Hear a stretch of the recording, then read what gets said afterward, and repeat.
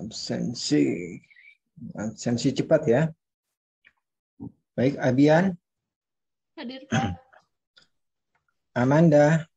Hadir, Pak. Anabel. Oh, Anabel izin ya. Di sini ada keterangannya. Kemudian ada Carlina. Hadir. Clarinta. Hadir. Clarinta. Hadir, Pak. Baik. Kemudian ada Hana. Hadir, Pak. Nisa. Hadir. Kalila. Hadir. Lazia. Hadir. Lulu. Hadir. Nadine. Nadine lagi ke toilet, Pak. Baik. Kasih infonya. Naura. Hadir, Pak. Naima. Hadir, Pak. Rawalita. Rajualita. Hadir, Pak. Ikro. Hadir, Pak. Takia. Hadir, Pak. Takia. Oke. Sip, semua hadir ya. Di sini. Baik. Oke.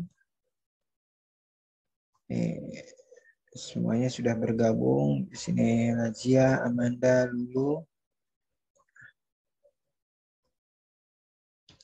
Oke, belum aktifkan kamera. Di sini ada kolom chat. Lazia sudah ada komunikasi ini. Pokoknya kalau mau kasih kabar itu jangan direct message ya atau pesan pribadi, semuanya everyone aja gitu ya. Ini Lazia dan Amanda ini memiliki kendala koneksi. Gitu ya. Baik. Pesan sudah diterima. Kemudian kita masuk dalam pembelajaran. Bismillahirrahmanirrahim. Assalamualaikum warahmatullahi wabarakatuh.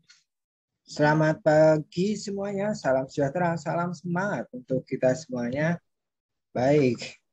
Pada kesempatan pagi kali ini ya kita alhamdulillah bisa bertemu kembali di satu virtual, kelas virtual. Semoga kelas ini memang menjadi solusi terbaik untuk kita berkumpul dan belajar ya. Sama-sama saling belajar semuanya dan kalian bisa berpartisipasi aktif ya. Yang pertama mengaktifkan kamera. Terima kasih yang sudah mengaktifkan kamera dan tadi beberapa kawan juga memang sudah memberikan kabar ini dari Amanda dan Najia mengalami kondisi jaringan ya yang memang kurang baik begitu ya. Kemudian Nadine itu ada di toilet katanya. Nadine sudah bergabung? Kalau sudah bergabung langsung aktifkan kameranya. Kita akan lanjutkan untuk pembelajaran bahasa Indonesia. Sudah, baik. Pak. Tadi dari kamar mandi. Baik, tadi Nadine sudah disampaikan. Ya. Jadi untuk sekarang ini kita akan lanjutkan pembelajaran ini. Sebelumnya kalian sudah kuis nih. Gimana hasil kuisnya? Kalian sudah lihat atau belum tuh di Edunaf ya Bapak? Share di Edunaf kalau tidak salah. Kalian bisa cek nilai kalian apakah di bawah ataukah di atas gitu ya gitu. Tapi ada beberapa kawan di antara kalian yang nilainya itu bapak nggak tahu apa kemarin ikut atau tidak itu kok di Google Formnya nggak ada gitu ya. Itu nanti bapak akan tanyakan di kolom chat direct message gitu ya apakah sudah mengerjakan atau belum. Namun pada kesempatan kali ini kita akan menyelesaikan nih materi kita nih di tengah semester ini karena kalian tahu sendiri pada kesempatan mendatang di minggu mendatang itu kalian sudah ada di minggu UTS begitu ya, ujian tengah semester. Salah satunya pelajaran bahasa Indonesia begitu ya. Kisi-kisinya sudah Bapak share di grup WhatsApp, di Google Classroom itu sudah di-share.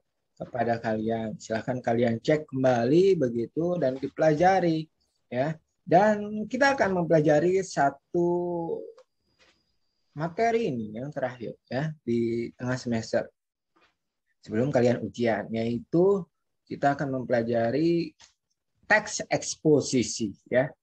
Teks eksposisi materinya sudah Bapak kirim di Google Classroom kalian. Kalian pakai yang terbaru ya. Kalian buka yang terbaru. Oke, Bapak akan buka. Silahkan kalian juga buka teks tersebut. Ya, Bapak sudah kirimkan. Oh ya, ini belum terkirim ya. Berarti baru satu yang terkirim di Google Classroom kalian. Sebentar lagi terkirim yang baru inilah yang kalian buka ya. Yang sebelumnya yang Bapak sudah kirim itu mohon dihapus kalau bisa ya. Bapak akan hapus juga mungkin. Ini karena tadi teknisnya agak kurang gitu ya. Nah, yang ini nih. Yang ini dihapus oleh Bapak ya. Dihapus. Nah, sedangkan yang ini yang baru nih. Silahkan. Yang baru. Yang di kalian kalau sudah dihapus hilang nggak? Hilang, Pak. Hilang ya. Berarti yang ada ini yang terbaru yang 10.50. Begitu kalian buka, kemudian akan muncul modul teks eksposisi. Baik. Ini sebelumnya kita mempelajari yang namanya teks laporan hasil observasi. Ya. Jadi apa sih bedanya dengan teks eksposisi? Apa itu teks eksposisi? Kita akan pelajari hari ini. Eksposisi. Ya, di antara kalian, siapa yang mau memaparkan apa itu teks eksposisi? Atau bedanya deh. Kira-kira bedanya antara teks eksposisi dengan teks laporan hasil observasi yang sebelumnya kalian pelajari. Apa perbedaannya? Silakan.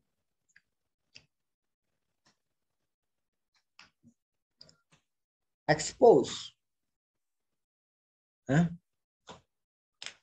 Exposition itu dari kata bahasa Inggris apa?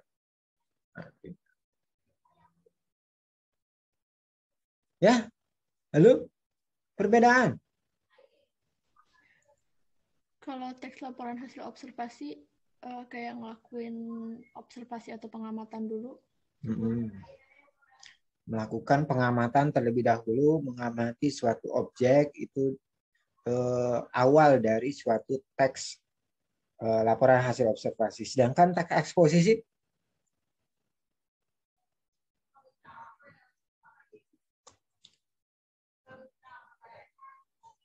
langsung memberikan penjelasan. Langsung memberikan penjelasan. Ya. Tidak perlu adanya pengamatan atau observasi suatu objek. Begitu. Abian. Yang lain? Ya, Pak. Terima kasih Abian. Telah berani memaparkan, berusaha membedakan tuh antara teks eksposisi dan teks laporan hasil observasi. Tentu dalam dari istilahnya juga berbeda, kemudian juga teknis di penulisannya juga berbeda. Tentu kalau tadi laporan hasil observasi itu ditulis dari hasil suatu riset, suatu penelitian, suatu observasi, pengamatan ya suatu objek. Sedangkan eksposisi sebenarnya juga bisa dilakukan pengamatan, observasi. Namun yang paling membedakan di antara kedua teks ini adalah dalam teks eksposisi itu terdapat opini, ya, opini. Opini itu apa? Halo? Kayak pendapat argumentasi. Iya, pendapat, suatu pendapat seorang penulis, ya, dalam tulisan atau teks atau wacana tersebut.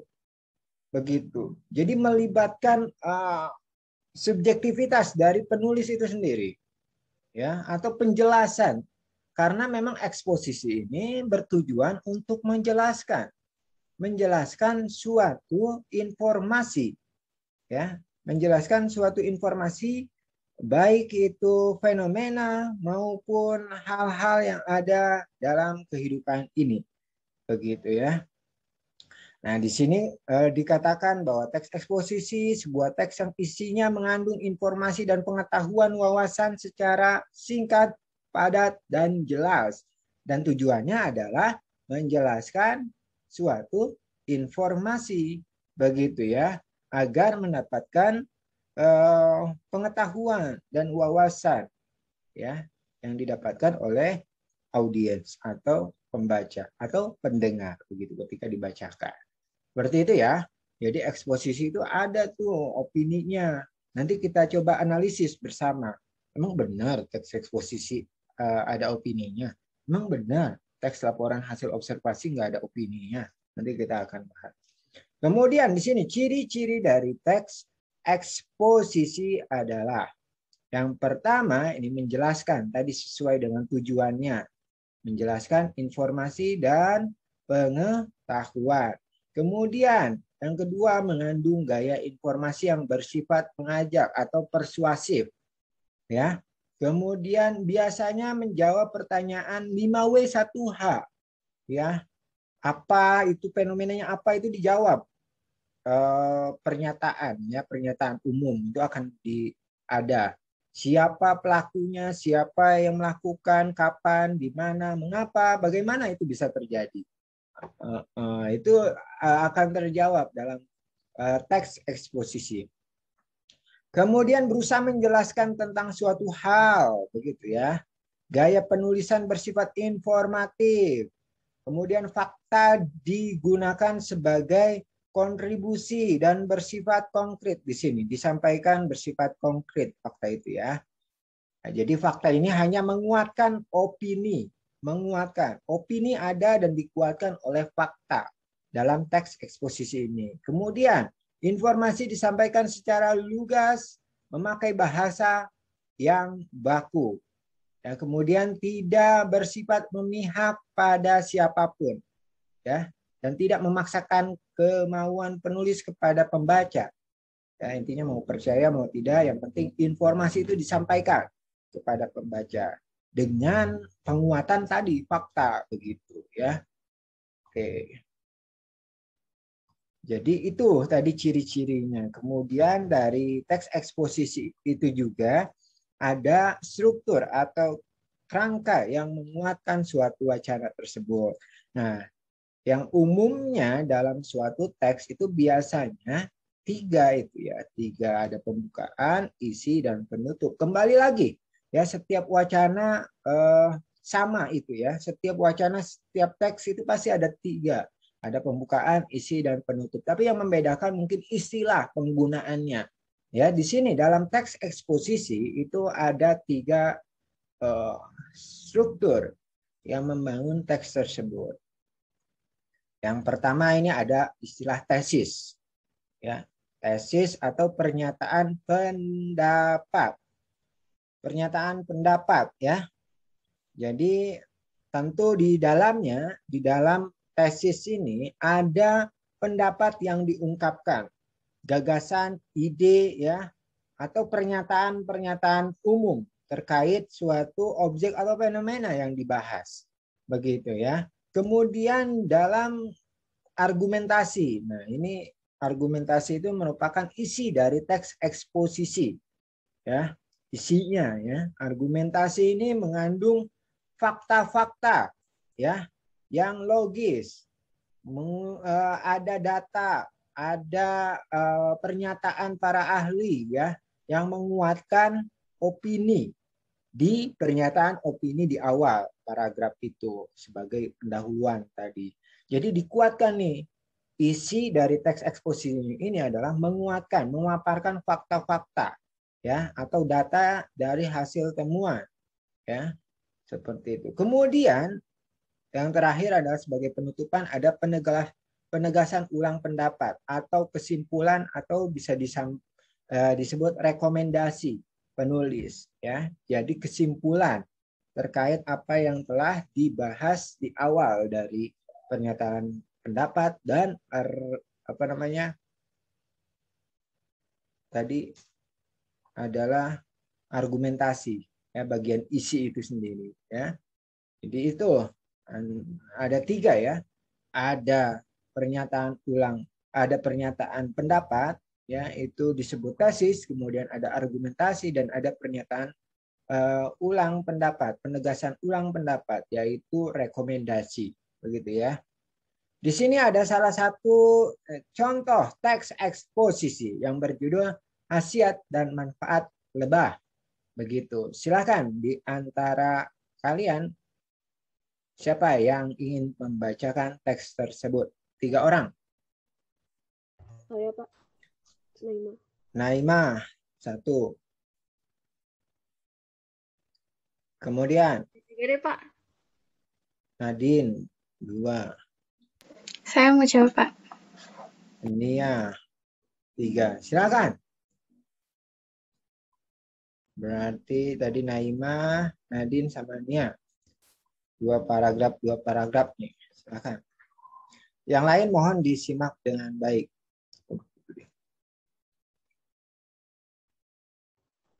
Oke, silakan. Naimah.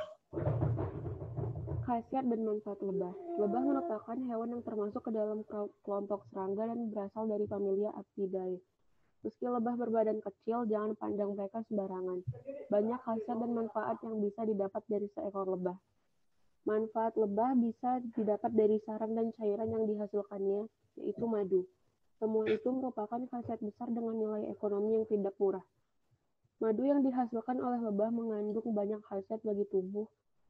Di dalamnya terdapat banyak vitamin yang bermacam-macam dan juga mineral. Ada juga kandungan enzim yang baik bagi kesehatan tubuh. Baik, lanjutkan. Nadine.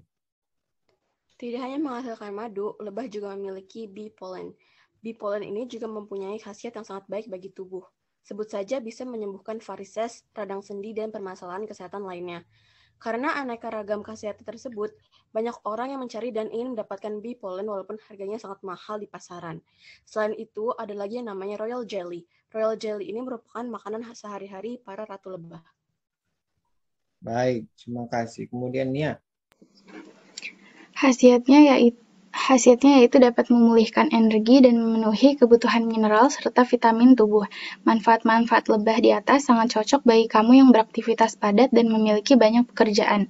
Dengan berbagai kandungan mineral, vitamin, dan enzim yang baik bagi tubuh, lebah mempunyai banyak khasiat untuk kesehatan manusia. Karena produk-produk yang dihasilkan, kini lebah tidak lagi dianggap sebagai musuh manusia, melainkan dijadikan sebagai salah satu sumber berbagai macam khasiat baik. Baik, terima kasih tadi Naima, Nadine, dan Nia yang telah membacakan teks yang berjudul khasiat dan manfaat lebah, begitu ya. Ini tadi diklaim sebagai salah satu contoh teks eksposisi. Apakah benar itu? Baik, kita akan lihat di sini. Tadi katanya teks eksposisi ini adalah penjelasan ini. Benar enggak ini teksnya merupakan suatu penjelasan? Benar. Dibenarkan atau tidak? Benarkan. Menjelaskan tentang apa? Tentang lebah. Tentang lebah, ya. Tentang lebah, baik itu khasiat dan manfaat. Begitu ya.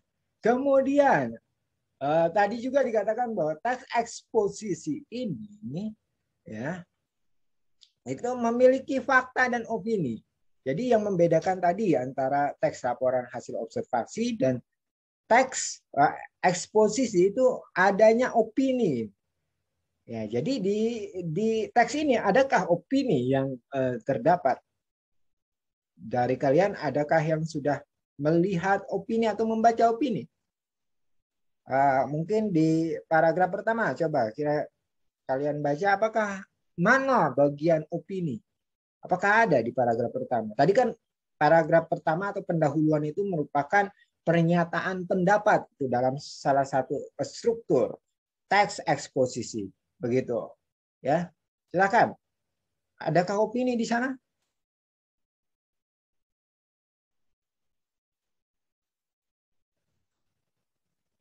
Ada, Pak. Ya, ada.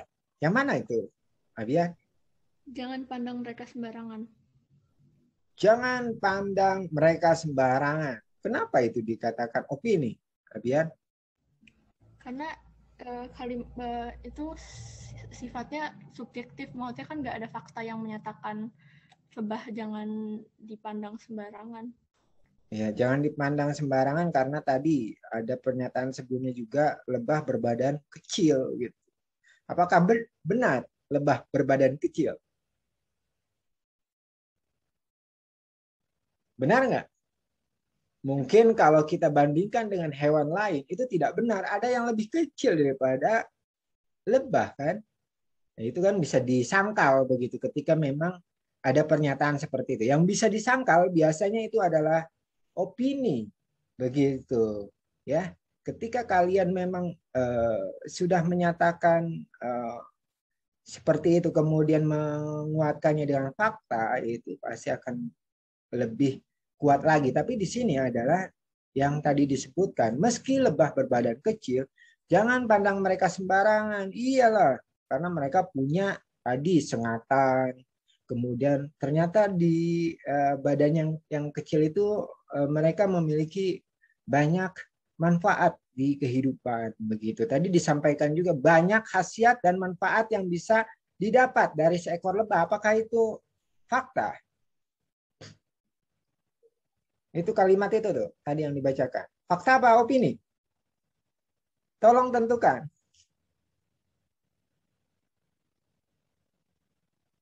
Halo, yang lain. Mic-nya rusak.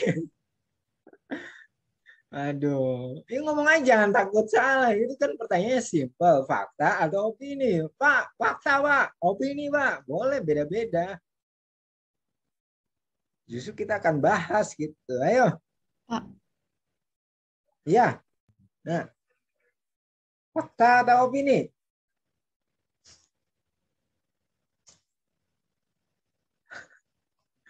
Ini masih kaku-kaku gimana gitu, takut salah gitu ya.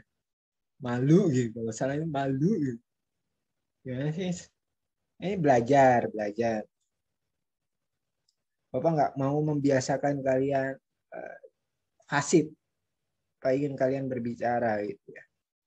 Silakan. Apa ini banyak khasiat dan manfaat yang bisa didapat dari seekor lebah, itu fakta atau opini? Fakta. Benar begitu? Ini opini, masih bentuk opini, kawan-kawan. Kenapa demikian? Banyak khasiat. Kata siapa? Ini kan bisa disangka, oh, yang mana khasiatnya, faktanya, misalnya seperti itu. Atau banyak khasiat manfaat yang bisa didapat dari seekor lebah. Oh, orang banyak yang mati dari lebah gitu kan? Itu bisa disangkal seperti itu. Biasanya opini tadi. Ya kita merujuk itu. Namun di sini di dalam argumentasi itu ada penguatan opini dengan menggunakan fakta yang ada gitu ya. Khasiat dan manfaatnya itu dijelaskan di dalam argumentasi. Berarti ini kita sepakati yang paragraf pertama adalah struktur apa tadi yang pertama sebagai pendahuluan?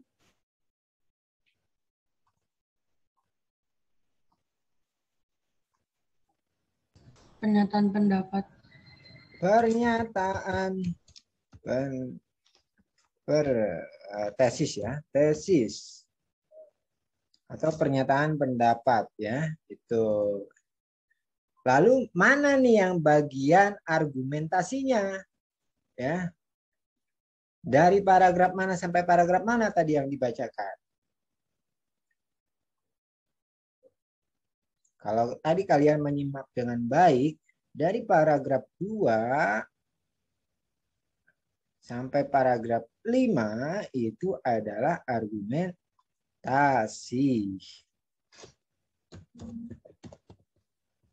Nah, karena di dalamnya memberikan fakta data ya yang menguatkan fakta yang menguatkan opini di paragraf pertama.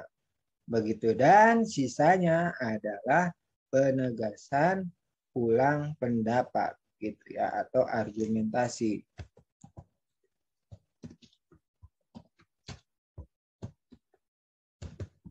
Atau kesimpulan. Baik, sampai di sini ada yang ditanyakan? Ada yang ditanyakan? Tidak ada? Jelas ya, berarti kalau begitu. Oke, ini sudah pukul 11.10. Berarti sesi 1 telah berakhir. Kita akan ketemu lagi di sesi kedua. Silakan kalian istirahat. Kalian mau ke toilet, mau minum, mau makan, silakan.